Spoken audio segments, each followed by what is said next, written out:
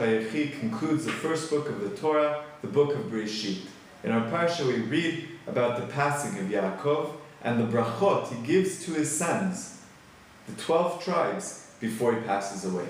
Let's focus on a few words in the bracha he gives to the firstborn, to Reuven. Reuven bechori ata, kochi v'reshit oni. Reuven, you are my firstborn, you are my strength, and the first of my on. The question is, what does this word on mean? What does it mean when Yaakov tells Reuven, you are reshit oni? Rashi explains that on, similar to koach, comes from the word strength, and gives certain examples for it. In addition to this, Rashi provides an interesting midrashic explanation to this part of Yaakov's blessing. Reshit Oni, Rashi explains that Reuven came from Yaakov's first seminal discharge. That in the first seminal discharge of his life, Yaakov conceived Reuven, or Yaakov brought Leah to conceive Reuven.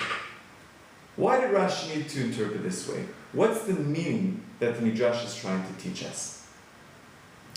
The obvious question that's in the Pasuk is, why does the Torah have to say both koach, which means strength, as well as on, which means strength?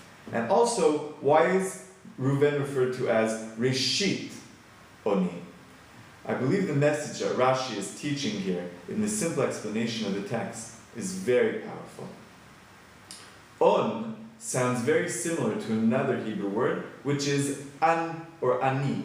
And indeed the source, the root of both words are the same, aleph nun. In Hebrew, oni is aleph vav nun, and ani is aleph nun yud. The question is, what is the source of our identity? What's the source of our true strength? The source of our sense of being?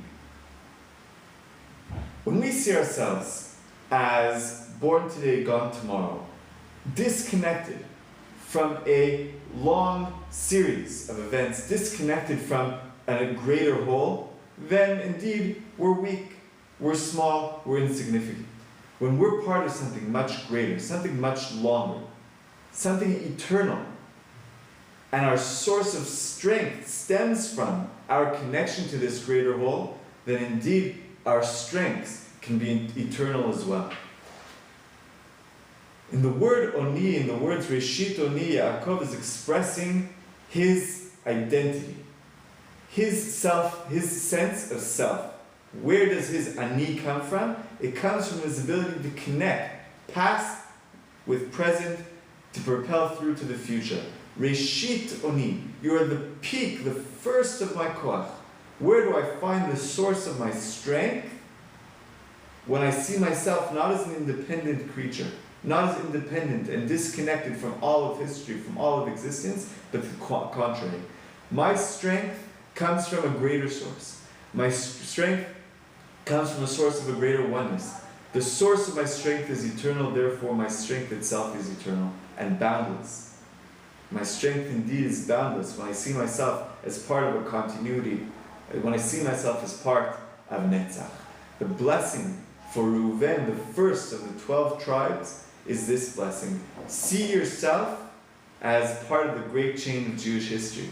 You're not born today, gone tomorrow. You're connected to thousands and thousands of years, and indeed your source, your ani, your self, and your on, your koach, comes from the recognition that we're part of something greater.